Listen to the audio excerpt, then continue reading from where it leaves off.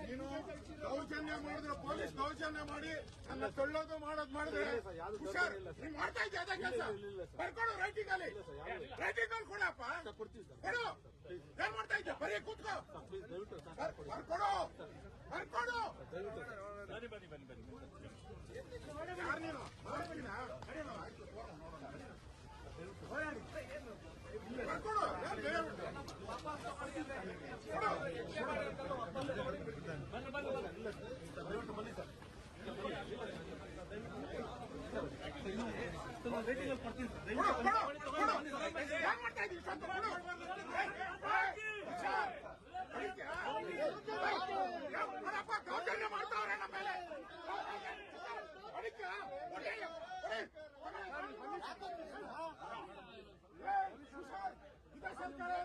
ನೀನು ನಿಮ್ಮ ಹೆಸರುಗಳೆಲ್ಲ ನೋಡ್ಬಾರ್ದು